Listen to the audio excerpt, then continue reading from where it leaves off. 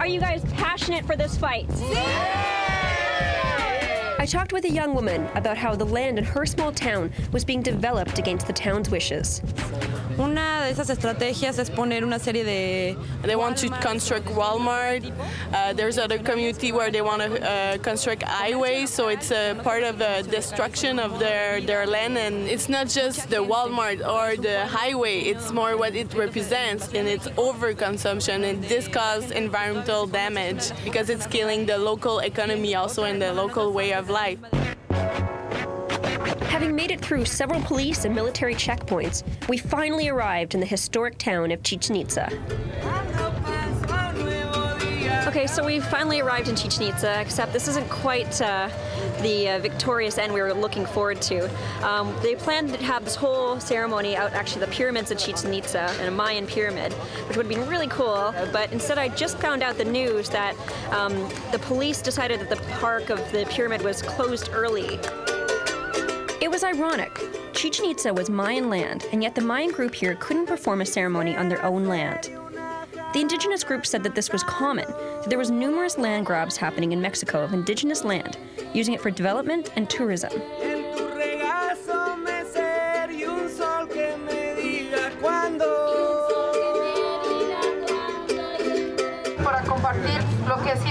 Despite the police, the Mayan ceremony happened in the town square. Today, we were turned back from the pyramids, and we stand in solidarity with you.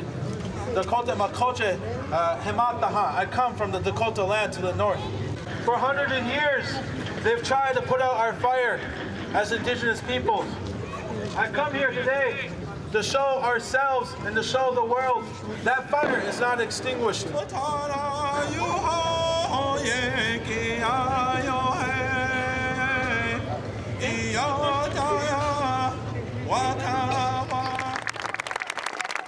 ¿Qué es progreso?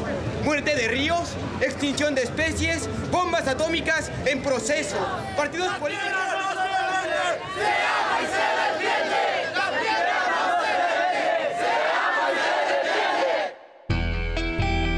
After the moving ceremony, we were back on the bus for the last leg of the journey to Cancun. We pulled into Cancun late in the night and very tired. 3 days straight on a bus, so 2 nights sleeping on the bus. So I'm a little bit, tired and kind of happy to be finally at our destination. There's cop lights flashing in your face. There's cop lights flashing in my face, but we still made it here. God damn it. Woo! Cancun.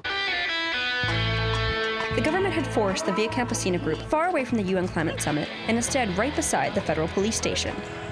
Because it was so late, everyone was eager to settle in and go to sleep, including me. The next morning, after the daily Mayan ritual called a Mastika, I took a look around the camp to see where the group would hold its alternative climate talks. It was impressive. There would be a week of passionate speeches and workshops here devoted to coming up with real solutions for people affected by climate change. And the plan was to then take their message to the world in a protest march against the failing UN talks. The media was starting to pay attention too, though one of the organizers told us about a press ban on the group in Mexico.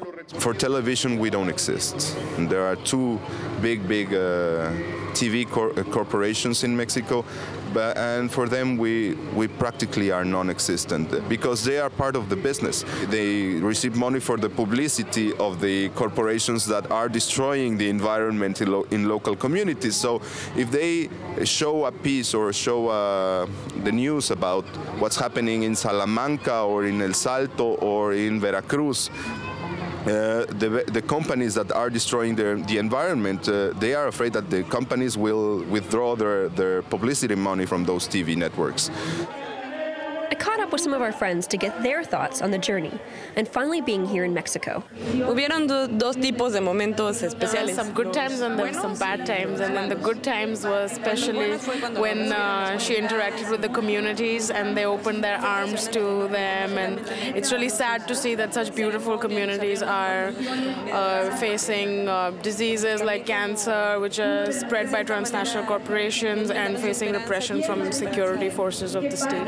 Siento mucho mucho ánimo, mucha fuerza y mucha esperanza porque He feels so strength and hope because there are here in Cancun, there are a lot of struggles, a lot of people.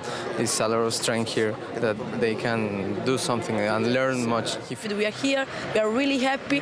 The caravans, there was a really amazing experience, so I hope that was possible to share this experience also with the Canadian people.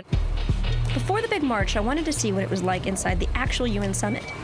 Several buses and security checks later, I arrived. So we're here on the other side of things at the UN Climate Summit, and it's a little different than the protest scene. It really does feel like day and night from when we were just in with the caravan. I found some young delegates to give us the inside view of the UN process. So on the caravan journey, we've been hearing a lot of stories about how local people within all of Mexico are being hugely impacted by climate change in various different ways.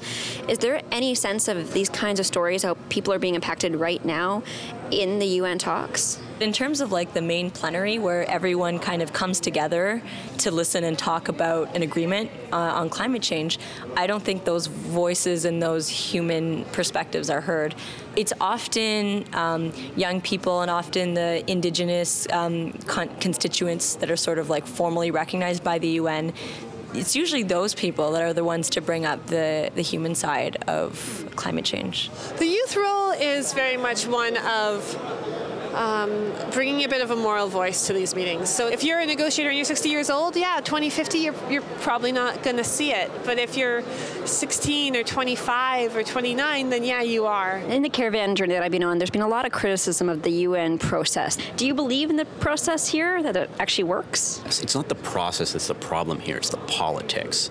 If big countries aren't willing to cut their pollution, then the whole system doesn't work. Like in the United States, we don't have climate legislation. That's a political issue. That's not a process issue.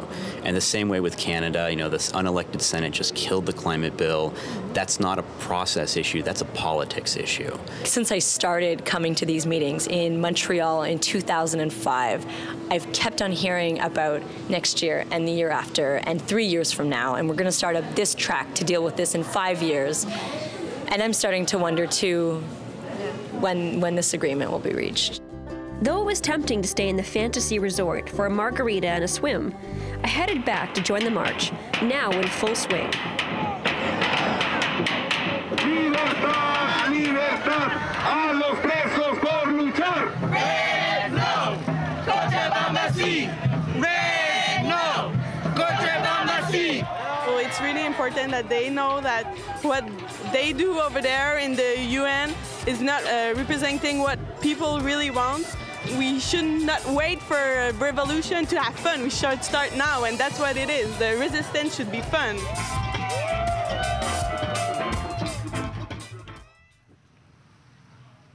The march ended with a blockade across a major highway, with the caravan protesters on one side and the police and the UN on the other. It was a standoff. Never seen anything like this before. But it left me wondering, was the caravan a success? Did the messages get heard? To me, it showed that there's a strong movement growing all around the world. People are connecting their struggles and challenging the system we live in.